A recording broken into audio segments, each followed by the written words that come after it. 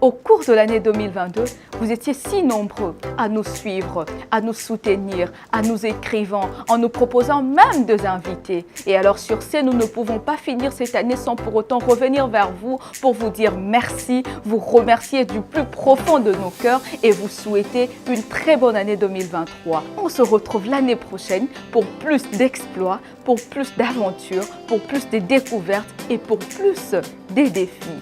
Femme, tu peux tout. Femme, tu es forte. Que vive la femme. Bonne année. Likita vous souhaite bonne année 2023.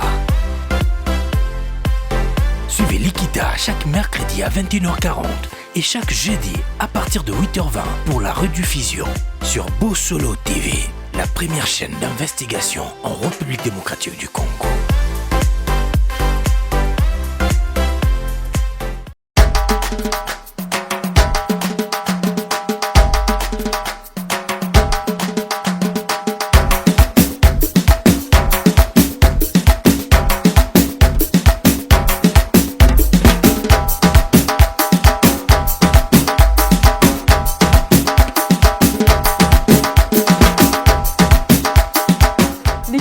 Maman, je suis très heureuse et on a la sur du Bosso Nabino dans mon projet Lélo, le plus beau rendez-vous de la semaine, comme je l'ai toujours dit, un espace de libre expression et des promotions des œuvres féminines. Nous sommes là chaque mercredi à 21h sur la première chaîne d'investigation Bossolo Télévision. Nous recevons toutes les femmes, catégorie à Maman Nyonso, les femmes qui sont bâties, qui peuvent donner quelque chose, qui peuvent produire un fruit na vie à Bassimissou, les femmes qui peuvent donner des idées pour la construction ou encore pour l'évolution de notre pays, les femmes qui sont dans tout le domaine de la vie et qui règnent, qui sont vraiment en train de montrer que la femme peut tout et elle peut tout faire dans n'importe quel domaine. Alors aujourd'hui, Nakosa la Likita avec une femme, elle ne s'est pas laissée aveugler par cette phrase qui dit la place de la femme c'est à la cuisine. Vous tous vous connaissez cet adage qui dit que la place de la femme c'est à la cuisine. Elle ne s'est pas laissée aveugler ou elle ne s'est pas laissée chuchoter par cette phrase, mais elle plutôt, elle a fait de la cuisine tout un art. Pour elle, la cuisine, c'est sa passion. Pour elle, la cuisine, c'est un moyen pour elle de gagner de l'argent. Pour elle, la cuisine, c'est un amour. Pour elle, la cuisine, c'est toute une entreprise. Pour elle, la cuisine, c'est un peu comme sa famille, en fait. Elle va nous raconter pourquoi elle a voulu emmener l'idée de la cuisine un peu plus loin. Qui elle est, comment elle a commencé. Nous allons l'écouter. Ça pourra motiver une jeune femme, une maman qui est là, qui a ses dents. Alors, elle néglige ça, elle pense que ce n'est rien, pourtant c'est beaucoup. Elle reprend au nom de Olivia Kalonji Kalinga, elle est CEO d'Azur Service. On va parler avec elle, elle va nous expliquer son parcours, elle va nous parler des essais qu'elle fait. Bonjour Olivia. Bonjour Nadine. Bienvenue chez nous. Merci. Bonne année. Bonne année. Tout va bien? Vous êtes à l'aise? Oui, je suis très à l'aise. Voilà. Je disais tantôt, tu ne t'es pas laissé aveugler par cet adage qui dit la place de la femme, c'est à la cuisine. Mais plutôt, tu as fait de la cuisine tout un art. Tu as fait de la cuisine, de ta cuisine, toute une entreprise. Tu as fait de ta cuisine tout un moyen par lequel mon réseau côté là facilement. Tu as fait de ta cuisine un instrument est belé vers toi pour être satisfaite ou pour être servie. Pourquoi avez-vous choisi la cuisine? Déjà, si je peux le dire, pour moi, la cuisine, c'est quelque chose qui est lié au sang. Pourquoi je le dis comme ça? Parce que ça va au-delà de mes grands-parents. Mon grand-père avait un restaurant en Belgique. Quand il est décédé, il a laissé ça à mes oncles. Ça fonctionne jusqu'aujourd'hui, ils sont dans le traiteur. Et ici à Kin, maman avait un service traiteur et aussi elle avait un mini-restaurant à Bandal. Alors moi, je pense que ça m'a rattrapée d'une certaine manière. Parce que déjà quand j'étais petite, j'étais toujours à côté de ma mère en train d'apprendre et tout. Déjà j'ai appris à faire le foufou vraiment très tôt, à l'âge de 7 ou 8 ans déjà. J'ai appris déjà à faire le foufou et tout ça.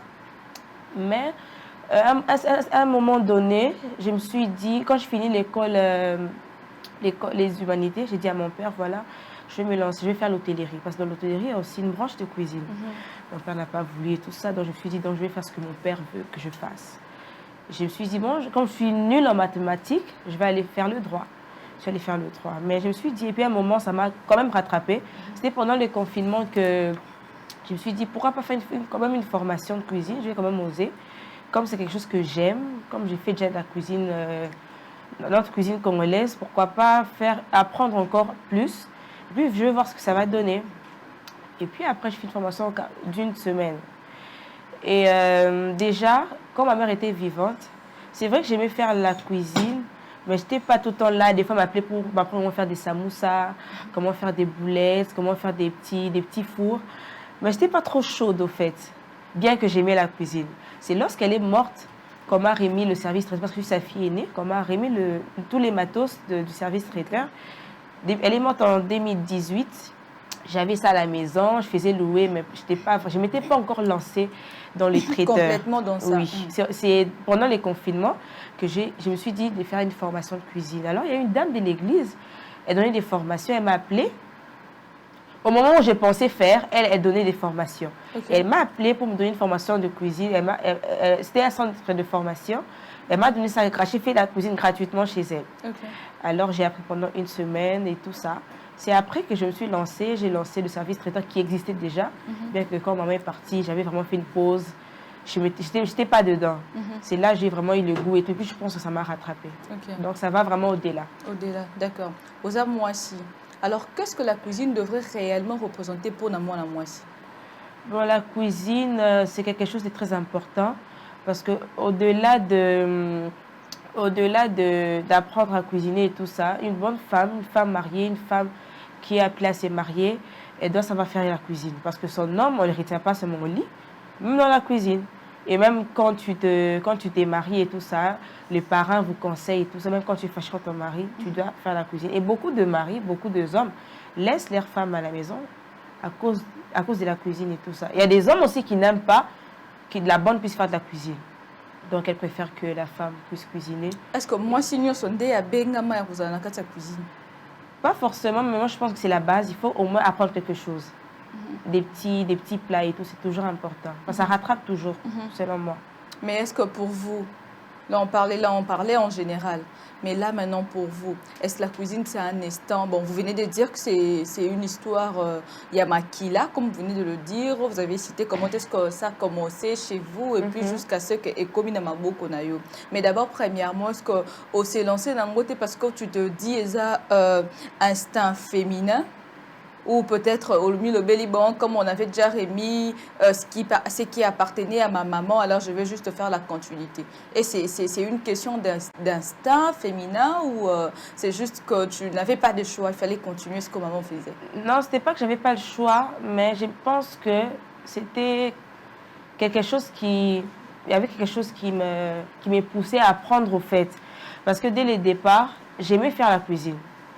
Je déteste faire les tâches ménagères, la maison, torchonner, tout ça, mais la cuisine, quand tu me demandes de cuisiner, ça, j'adorais depuis longtemps. Et je pense que la cuisine, pour moi, c'est une passion. Non seulement que c'est lié au sang, mais j'adore faire ça, en fait. J'aime cuisiner. Je peux préparer chaque jour, ça ne me dérange pas.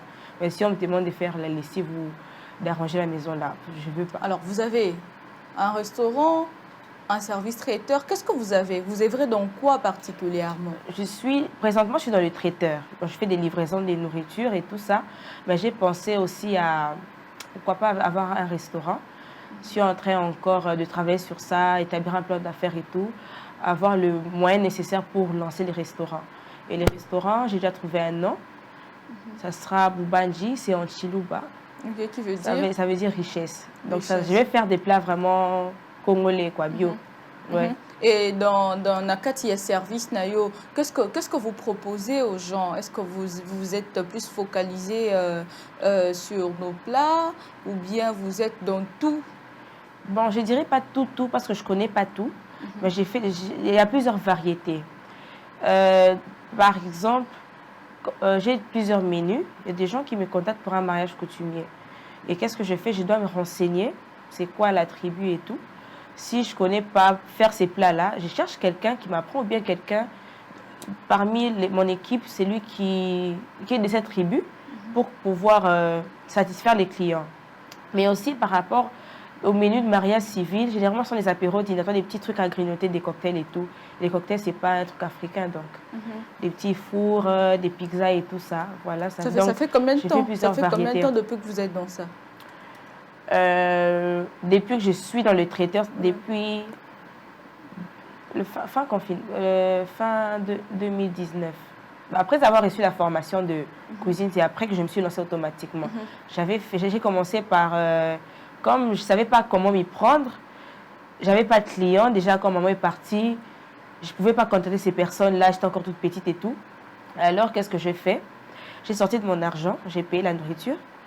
Avec ce que j'avais appris déjà dans la formation, j'ai appelé un shooter. J'ai fait la nourriture chez moi à la maison, on a pris de photos et puis j'ai lancé ça comme ça. Et c'est dans les réseaux sociaux, oui, c'est là. Parce que mon premier marché, je l'ai eu sur Twitter. C'est grâce à ça, en fait, j'ai commencé comme ça. Ouais. Ok, et lorsqu'il faut venir vers vous, il faut aller via vos pages Twitter, Facebook et consorts, ou bien vous avez un endroit où les gens viennent vers vous? Un endroit, pas encore. Je suis encore à la maison, j'ai tous les matos à la maison. Mais les gens me contactent sur les réseaux sociaux, Facebook, WhatsApp, Instagram et Twitter. Voilà. Ok, maintenant, peut-être il y a une maman qui te suit actuellement, qui se dit, mais ok, d'accord, tout le monde a des services traiteurs et consorts. Mais vous qu'est-ce qui vous caractérise? C'est quoi votre particularité par rapport à d'autres personnes? C'est le service rendu, au fait. J'ai fait de mon mieux que le client soit vraiment satisfait dans tous les sens. Déjà, lorsque les clients me contactent, le premier rendez-vous, on discute. Je fais de mon mieux d'être là à temps, de faire de la bonne nourriture. Parce qu'il y a on a vu des mariages où les gens partent et puis après, tu as des maux de ventre et tout ça. Et à chaque fois que je livre de la nourriture, j'ai toujours été satisfait parce que les gens aiment ce que j'ai fait et sont satisfaits. Par exemple, pour mon premier service traiteur, c'était la livraison de la nourriture pour 60 personnes, 60-70. Et lorsqu'on fait la livraison de nourriture, on n'est pas limité à faire le nombre exact. Il faut toujours aller au-delà. Et c'était une réception d'une entreprise pour 60 personnes. J'avais fait au-delà de 70-75. Et c'était le nombre de ces personnes qui étaient là. Et ce que j'avais apprécié, le mari de la dame qui m'avait contacté, c'était un blanc. Il avait apprécié mon foufou. Et puis le pondou que moi j'avais préparé. Ouais. Parce que je prépare, on ne sait pas que, comme c'est un service traiteur, il n'y a que les cuisiniers qui sont à l'équipe. Donc moi aussi j'ai mimé, moi aussi j'implique, je prépare aussi avec l'équipe. Donc vous apprenez aussi aux gens, vous apprenez, vous faites aussi de formations et consorts. Oui, parlez-nous. Oui, je fais de formation. Comme récemment, on a fait de formation de cuisine sur quelques plats africains et puis sur les apéros dînatoires. Donc, les nourritures. Maman, comme il avait l'apéro dînatoire, c'est quoi? L'apéro dînatoire, ce sont des plats qui ne sont pas très consistants. Par exemple, comme des samoussas, des boulettes. Généralement, dans les mariages civils, dans des conférences, lorsqu'on présente un buffet, ce sont des apéros dînatoires. Tu ne verras pas de foufou dans une conférence. Des boulettes, des petits cakes, des petits fours, c'est ce qu'on appelle apéro, des cocktails et tout ça. Donc, ce sont des nourritures pas trop consistantes. Comment on dit, cocktails debout, en fait. Voilà. Et donc, vous aviez dit, quelle est votre particularité? En fait, ma particularité, c'est par rapport à mes services. Je ne fais pas comme tout le monde. Vous faites comment et comment tout le monde le fait? Bon, déjà, il y a des gens qui, tu donnes ton argent, tu donnes l'argent à un service traiteur, il ne te livre pas ce que tu as demandé. Mais il te livre de la nourriture qui n'est pas bonne. Ou bien il vient là en retard. Mais moi, ce que j'ai fait, je paye de la nourriture. Je prépare la nourriture à la veille. Bon, pas un jour avant, mais qu'est-ce que j'ai fait? On paye de la nourriture une semaine avant. Parce que déjà, lorsque je suis en contact avec les clients, il faut bien informer son client. Non seulement, tu donnes le menu, mais il faut donner toutes les informations possibles. Dans le sens où, lorsque tu as besoin de mon service traiteur, tu dois d'abord me donner l'argent en avance pour que ça me permette de faire des courses. Les courses, on les fait 2 semaines ou 3 semaines avant le mariage, dans des trucs qu'il faut acheter en avance pour que ça me permette de respirer. Et aussi, lorsqu'on prépare, comme la nourriture, comme les poulets et tout ça là, les vivres, on l'assaisonne la nuit et on les prépare le matin. et on fait de notre mieux que tout soit propre, tout soit impeccable. Et nous faisons la livraison de la nourriture, nous arrivons sur place, nous servons et puis nous débarrassons aussi et puis voilà. Parlez-nous de votre structure, parce que jusque-là, vous n'aviez pas encore parlé de cela. C'est d'Azur Service. D'Azur, ça veut dire quoi? Et vous présentez quoi concrètement comme service? Déjà, d'Azur Service, d'Azur, là, c'est le nom que ma mère m'a donné quand j'étais petite.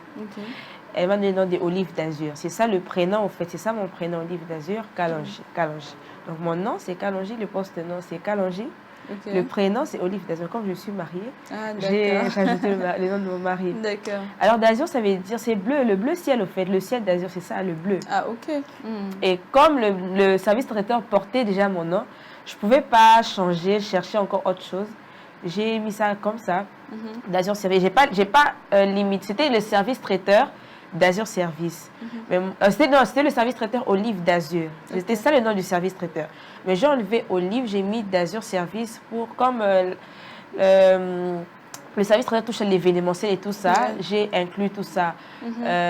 Décoration, j'ai travaillé avec des gens qui sont dans la décoration, la photographie et tous les hôtesses et tout. Donc, j'ai voulu agrandir. Je n'ai pas voulu me limiter seulement dans la restauration, la livraison de nourriture. Ok.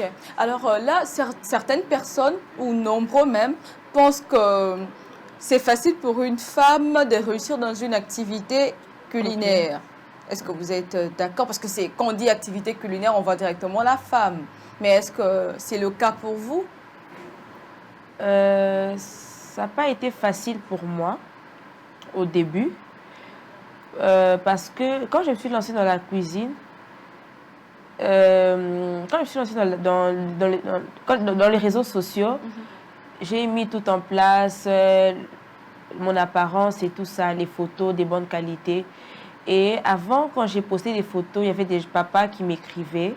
Tu as comme l'impression que, quand il fixe un rendez-vous, tu as comme l'impression qu'il a besoin de te voir pour tes services. Et puis après, c'est pour te draguer, c'est pour te proposer des trucs pas trop intéressants. Et c'était pas facile pour moi au début.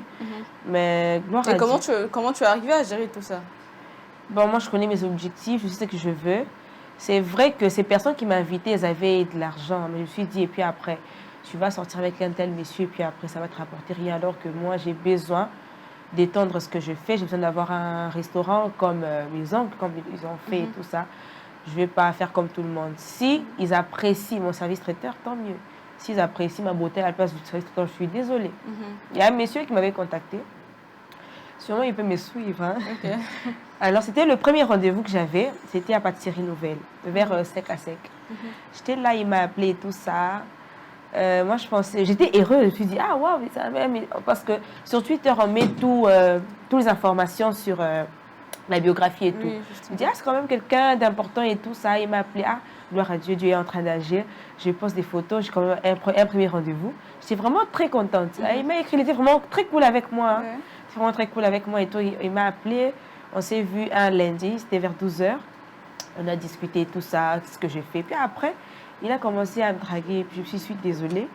Ça, c'est le premier inconvénient que tu as rencontré depuis ton parcours. On est aussi quand même exposé. Quand tu es jolie, tu fais bien ton truc et tout ça. On est quand même exposé parce qu'il y a des gens qui t'écrivent pour te draguer. On t'a fait déplacer de chez toi à la maison pensant que tu viens pour un marché, pour discuter à faire.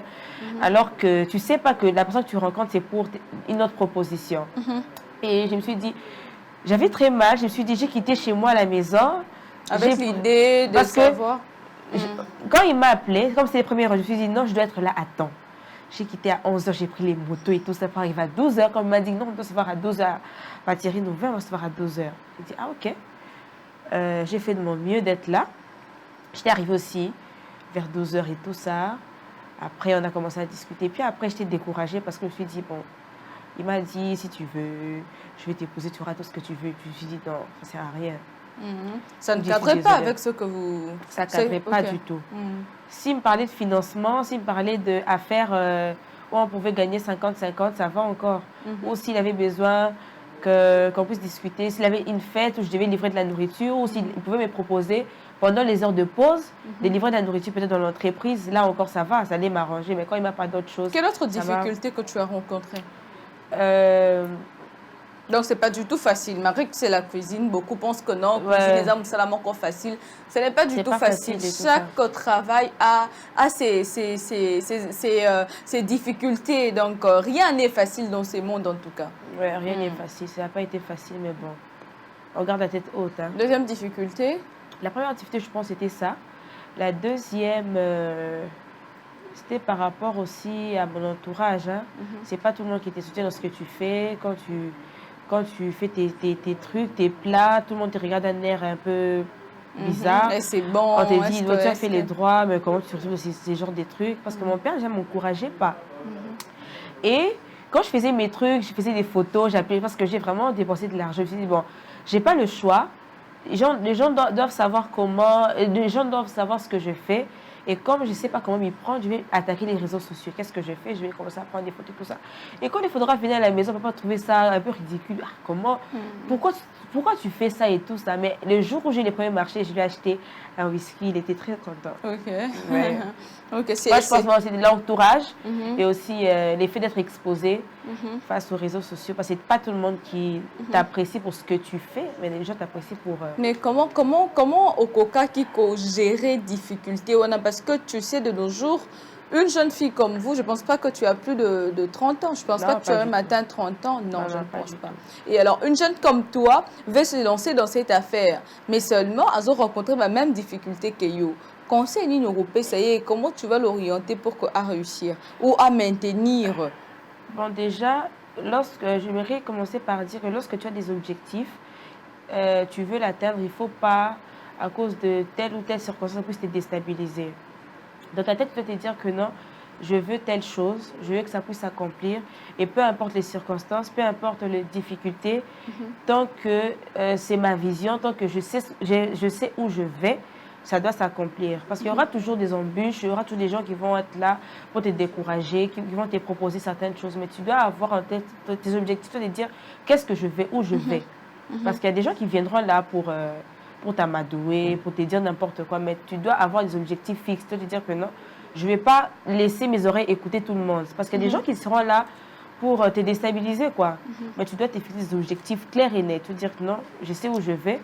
Je ne vais pas exposer mes oreilles aux autres, parce qu'il y a des gens qui viennent là pour... En fait, ce n'est pas tout le monde qui est content de voir ce que tu fais. Il y a ceux-là, ils savent où tu vas, mais à cause d'une certaine jalousie, ils vont vouloir te décourager, tout ça. Mais il ne faut pas écouter tout le monde. Hein. Okay. Ouais, il faut avoir des gens qui... En fait, les gens... Être focus sur ce qu'on veut. Sur ses objectifs, et aussi avoir des mentors et des gens qui ont commencé là où tu... À part votre maman, est-ce que avez-vous un mentor? Dans la cuisine, la dame qui m'a donné la formation et aussi mon parrain, c'est un cuisinier. Ok, c'est un cuisinier. Ouais, est-ce qu'il y a, dans la cuisine, il y a plus les hommes qui s'en sortent mieux ou les femmes? Est-ce que vous pensez que nombre il y a affaire il y a cuisine est-ce que vous pensez qu'il y a un équilibre ou bien le taux de femmes est vraiment élevé par rapport au yato et Biban? Moi je pense que les deux s'en sortent, oui, mais généralement même quand on voit les grands cuisiniers manger en général, ce sont des hommes. Hein. Même dans les grands restaurants, ceux qui tiennent la cuisine sont des hommes, généralement ce ne sont pas des femmes. Mais pourquoi alors ce sont des hommes alors que la femme, pourtant on a attribué cet aspect ou cet espace-là à la femme? Mais pourquoi est-ce que vous laissez que même dans le monde entier, on ne connaît pas de grandes cuisines, de grandes femmes au bazar, vraiment dans la cuisine, on ne connaît que des hommes? Pourquoi vous aviez laissé cet espace-là plus aux hommes qu'à vous? Moi je pense que c'est parce que je pense que les femmes ne veulent pas oser. Pourquoi? Pourquoi alors? Peut-être les préjugés.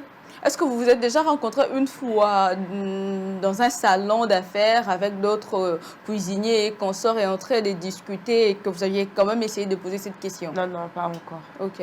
Mais pourquoi vous pensez, selon votre avis, est-ce que vous pensez que la femme a peur de venir et puis que les camouana mobile imbalamoko ou bien moi c'est sous-estimé? Qu'est-ce qui se passe? Moi je pense que c'est aussi l'effet de sous-estimé parce que les hommes, généralement, sont courageux. Les hommes osent par rapport aux femmes. Il y a des femmes aussi qui sont vraiment courageuses. Hein. Mais ce n'est pas tout le monde. Ce qui fait en sorte, je pense que ce qui fait en sorte qu'il y a beaucoup plus des hommes qui réussissent que des femmes. Mais les femmes doivent avoir des objectifs, doivent se dire que si, si un homme peut le faire, moi aussi je peux le faire. Ouais. Si l'homme peut le faire, si l'homme peut faire la cuisine, s'il peut être chef cuisinier, s'il peut donner des cours de cuisine, moi aussi je peux le faire. Parce que la cuisine, généralement, c'est la femme. Est-ce que peut-être, peut-être dans ma stratégie, mon côté, qu'on peut ça la femme au bazar la cuisine, que vous pouvez tous, vous pouvez vous lancer dans ça pour voir comment est-ce que vous pouvez récupérer cette place-là, parce que ça ne peut pas appartenir aux hommes, alors qu'on a attribué la tâche de la cuisine aux femmes. Ouais, la femme est capable, au fait. C'est comme tu l'as dit, il y a des femmes qui se sous-estiment, il y a des femmes qui n'ont pas de vision. Parce que moi, là où je suis, je fais de mon mieux d'apprendre. Parce que je ne connais pas tout aussi. Le peu que je sais, je fais de mon mieux d'apprendre. Je prends des formations. Je me dis, peut-être plus tard, je peux faire une formation d'art culinaire et tout ça. Au fait, je veux le faire, je veux apprendre, je veux avancer. Je ne veux pas être limitée que dans le service traiteur. Je ne veux pas être limitée que dans la restauration. Parce que la restauration, c'est aussi beaucoup de choses.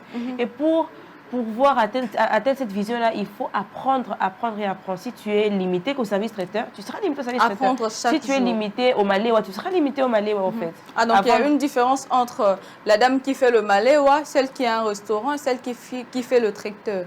Bon, les traiteurs, je n'ai pas de très grande différence. Bon, maléwa, généralement, c'est en lingala. Je pense que le maléwa, restaurant, il y a aussi des femmes qui font des restaurants. Bon, maléwa, c'est en lingala, mais je pense par rapport au Congolais, les maléwa, les gens attribuent ça par rapport à la basse qualité, classe. La basse classe qu'ils font. C'est pas très professionnel, c'est pas très propre, mais il y a aussi des dames qui font de bon, maléwa, généralement, sont en lingala. Carrément, en français, c'est restaurant et tout ça. Mais les traiteurs, je pense que c'est pratiquement la même chose, mais ça... Il y a certaines différences, parce que les traiteurs, tu prépares et puis tu pars livrer de la nourriture. Les maléwa, c'est comme aussi un restaurant, mais comme les femmes qui font les maléwa, généralement, sont dans des petits quartiers et tout ça, tout ça. Est-ce que vous pensez récemment, on avait vu, ils avaient chassé ces dames, bazana plus sous de balamba, parce que l'icône a un taux de typhoïde est comme un peu très élevé et qu'on sort. Est-ce que vous aussi, en tant qu'une femme qui œuvre dans ces secteurs-là de la cuisine, vous pensez que ces dames qui font le maléwa communément, comme on l'appelle, est-ce que vous pensez que ces dames-là, il faut elles peuvent... C'est quand même exagéré, mais les dames, au fait, doivent mettre la propriété. La cuisine, c'est la propriété. Parce que s'il y a des gens qui mangent votre bouffe et puis il y a des typhoïdes, à quoi ça sert de continuer? Il faut de la propriété dans la cuisine, dans toutes les assiettes, les couverts. Donc, il faut de la propriété. Ou bien... S'ils prennent l'engagement, il y a des maléwas qui sont propres, au fait. Il y a des gens qui mangent des maléwas avec la typhoïde. Mais ceux qui ont besoin de la typhoïde, à quoi ça sert de continuer? Carrément pas cannabino. Parce que la cuisine, c'est beaucoup de choses, au fait. Premièrement, la cuisine, c'est aussi la propriété. Tu n'es pas propre. Les gens vont faire des diarrhées. Ça n'a pas de sens. C'est quoi le vrai secret de la cuisine? Avant tout, on sait que non, le coisa primordial pour la cuisine, c'est telle chose. Déjà, premièrement, c'est la propriété. Deuxièmement, c'est aussi l'amour. Comment l'amour? L'amour vient faire quoi dans la cuisine? Dans la cuisine, il faut le faire avec beaucoup d'amour. Parce que la propriété, on peut comprendre, il faut bien laver les légumes. La cuisine, il faut le faire avec beaucoup d'amour et beaucoup d'attention. C'est des gens qui te préparent pas avec tout son cœur. Ça arrive aussi à la maison, tu envoies quelqu'un faire la cuisine, à Ziki c'est l'osso. À l'équipe, c'est le mungwa et tout ça. Donc, à ça, il est caca. Là, c'est parce qu'il n'y avait pas d'amour? Ouais. Il faut de l'amour dans la cuisine. Tu le fais avec toute ton attention, avec tout ton amour, tu le fais avec passion et tout ça. Et moi, je ne comprends toujours pas le lien de l'amour. Pourquoi vous liez l'amour à la cuisine? Je n'arrive toujours pas à comprendre. Mais la cuisine, en fait, la cuisine, c'est... Tu ne le prépares pas pour toi, mais pour les autres. Si tu n'aimes pas cette personne, comment tu vas préparer? Comment tu vas faire de la bonne cuisine? Donc, il faut inclure l'amour, la propriété et tout ça. Parce que si tu n'aimes pas cette personne comme ces femmes, si réellement elle faisait de la cuisine avec l'amour, avec la propriété, je n'ai pas avoir de la typhoïde. Donc, tu ne prépares pas pour que les gens puissent tomber malades, pour que les gens puissent être contents, puissent être satisfaits de ce que tu fais. Il y a une dame à la maison qui nous suit, qui veut se lancer aussi dans le tracteur comme vous, avoir carrément moi malé ou anaye ou moi restaurant naye. Conseil d'une oyo pesaye, aroko banda, comment elle peut se lancer? Quelles sont les premières choses qu'il faut réunir? Pour le service traiteur, il faut acheter les chauffe-handiches dans les matos de cuisine. Tu peux, au fait, on commence avec les peu qu'on a. Hein. Il faut pas forcément attendre à avoir beaucoup plus. Dans quel sens?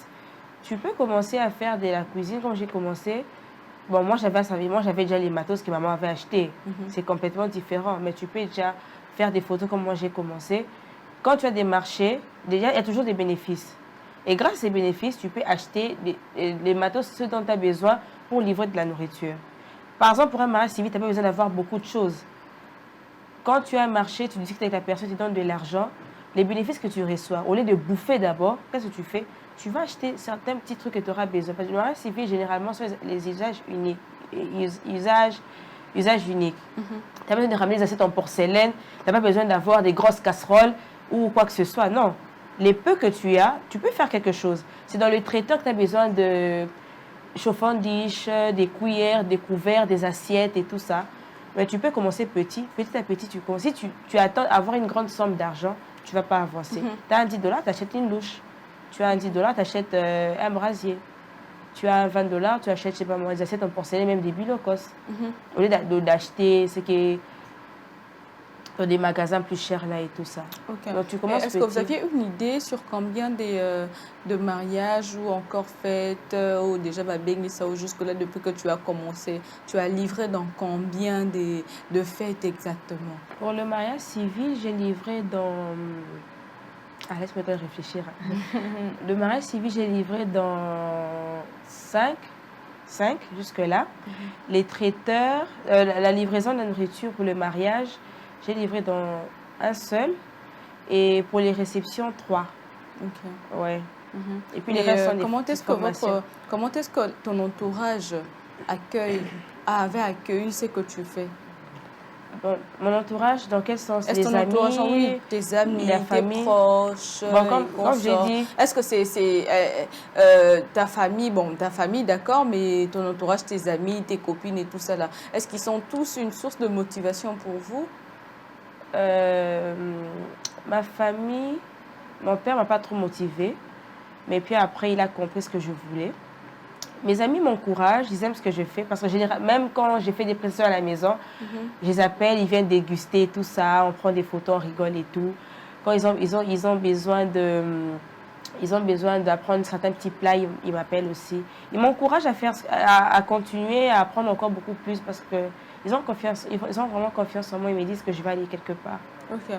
Et ça m'encourage aussi. Vous êtes jeune, vous avez de l'avenir, certainement vous allez avoir encore de l'expérience et vous allez faire mieux que ce que vous faites déjà. Beaucoup de bonnes choses à vous. Merci. Et vous avez annoncé récemment sur vos réseaux sociaux, je ne sais pas, c'est une formation. Vous pouvez nous en parler? C'est une formation sur quoi exactement? J'ai lancé une formation sur les réseaux sociaux, surtout les réseaux sociaux que j'utilise, Twitter, Facebook, WhatsApp et Instagram. C'est une formation de cuisine. Ça va prendre que 2 jours. Premier jour, on va prendre sur les apéros dînatoires, donc les cocktails, les petits fours, les petits trucs à grignoter qu'on peut faire dans un anniversaire, dans une conférence, dans un mariage civil. Et le deuxième jour, on va prendre sur... les pizzas. Ok. Ouais, ça sera pendant 2 jours seulement. 2 jours, ça sera où et comment les gens peuvent vous contacter, comment ils viendront? Le coût, est-ce gratuit? Les gens viendront apprendre chez vous gratuitement? Non, la formation, c'est à $20. C'est pendant 2 jours. Ils peuvent me contacter sur les 081 690 71 93 ou encore aller sur ma page Twitter, c'est écrit Azure Service. Ainsi aussi sur Facebook, c'est la même chose. Azure Service aussi peuvent me contacter là et c'est moi qui réponds, je suis vraiment disponible. Je réponds. Vous pouvez toujours aller apprendre, oui, mais quand on a un peu plus, comment est-ce que tu peux aller offrir tes services ailleurs? Tu veux savoir comment est-ce qu'il faut le faire? Vous pouvez toujours contacter, allez, apprenez. Il n'y a pas une meilleure chose dans la vie que d'apprendre. Moi, j'aime apprendre. Je ne sais pas vous, mais moi, lorsque j'apprends, ça me fait toujours plaisir. J'aime apprendre de nouvelles choses. Comme on a encore un montant fixé, mais tu peux aussi aller apprendre. Ça va te rapporter beaucoup. Alors, Maman Olive, dites-nous, comment est-ce que vous arrivez à gérer votre entreprise et votre foyer? Comment vous faites? Comment vous conciliez le deux? C'est pas très facile, mais ce qui est bien, c'est que mon mari m'encourage dans ça. C'est lui qui me booste d'ailleurs. C'est lui qui me booste à apprendre encore plus, à avoir des formations, à me cultiver par rapport à ça, à ne pas rester focus sur ce que je sais déjà. Il m'encourage. En tout cas, c'est lui vraiment qui m'encourage parce que même les pages que j'ai ouvertes, c'est lui qui m'a ouvert la page Twitter. Il m'a dit non, tu dois vraiment attaquer les réseaux sociaux. C'est vrai que les réseaux sociaux, il y a des gens qui ne l'utilisent pas bien, mais il faut savoir comment bien l'utiliser. Comme tu es dans la restauration, tu as besoin de la clientèle, je vais t'aider. Tu vas ouvrir la page Twitter et puis on va se lancer. C'est lui qui m'a aidé à avoir presque 7K d'abonnés. C'est grâce à lui, donc ça va. Okay. Et comment vous voyez votre entreprise dans 7 ans, 8 ans, 9 ans, 10 ans? Je me vois déjà dans les 7 ans. Dans les 7 ans, je vois déjà avoir fait une formation professionnelle d'art culinaire. Dans les 7 ans, je me vois déjà avoir un restaurant congolais avec de la renommée, de la notoriété. Ok, très bien. Et un petit message à la jeune fille qui te suit ou à la maman qui est branchée, scotchée là en train de nous suivre, qui aimerait aussi se lancer dans ça. J'aimerais juste conseiller aux personnes qui me suivent que ce n'est pas facile.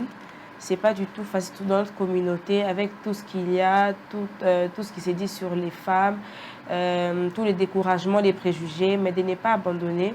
Si c'est une passion, si c'est ce que tu veux, si tu sais où tu vas, persévère, même quand ça fait mal, quand c'est difficile, quand tu n'as pas de marché, quand personne ne voit ce que tu fais, ne valorise, toi continue, ça va payer un jour. C'est parce que si moi j'étais focus au premier rendez-vous du monsieur qui m'a dragué, j'allais abandonner. Et j'ai continué, bien qu'il y avait ceux-là qui venaient encore pour faire la même chose. Mais il y avait une dame quelque part qui avait apprécié les photos que je postais. Et c'est grâce à elle que j'ai eu mon premier marché. Et ça t'avait donné combien? Quoi ça? Le premier marché t'avait apporté combien? Le tout premier marché que tu as eu? Les revenus, le bénéfice. Oui, bien sûr. Comme bénéfice, moi j'ai gagné personnellement $400. Et les 200, c'est pour donner aux autres, pour les cuisiniers qui doivent partager. Donc vous avez une équipe de combien de personnes exactement? J'ai une équipe de 10 personnes. Ok. Ouais. Mais ça dépend maintenant des activités. Hein. Il y a des mariages pour 60, il y a des manifestations pour 60 personnes. Je n'ai pas besoin de 10 personnes pour un buffet. Quand il s'agit de mariage de 200 personnes, là je dois renforcer l'équipe parce que s'il y a 2 buffets, il faut avoir plus de personnel. Voilà. Donc ça dépend de la quantité. Généralement pour les mariages civils, je les fais seule ou bien avec ma petite sœur. Ok, très bien. Merci pour votre disponibilité. C'est à moi de vous et force dans ce que vous faites. C'est toujours la jeunesse qui gagne. Hein. C'est toujours la jeunesse qui gagne. Je suis très heureuse lorsque je vois une jeune femme se battre, donner le meilleur d'elle. C'est vraiment une très bonne chose. J'espère que ça ne sera pas la prochaine fois. Ça ne sera pas la dernière fois plutôt. Non, pas du tout. D'accord. Je suis vraiment ravie. Merci beaucoup. Merci. Voilà, c'était Madame Olive Kalangi. Azali Bomoseo, il y a d'Azur Service.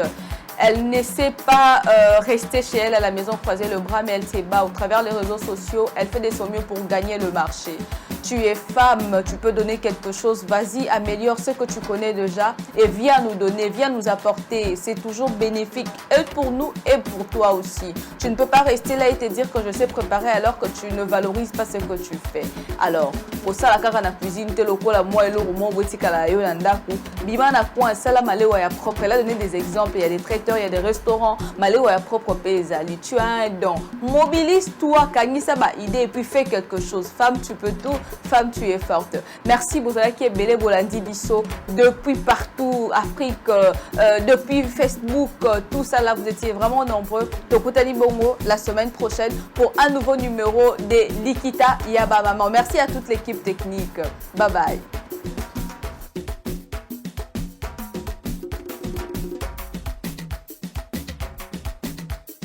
Au cours de l'année 2022, vous étiez si nombreux à nous suivre, à nous soutenir, à nous écrivant, en nous proposant même des invités. Et alors sur ce, nous ne pouvons pas finir cette année sans pour autant revenir vers vous pour vous dire merci, vous remercier du plus profond de nos cœurs et vous souhaiter une très bonne année 2023. On se retrouve l'année prochaine pour plus d'exploits, pour plus d'aventures, pour plus de découvertes et pour plus des défis. Femme, tu peux tout. Femme, tu es forte. Que vive la femme. Bonne année. Likita vous souhaite bonne année 2023.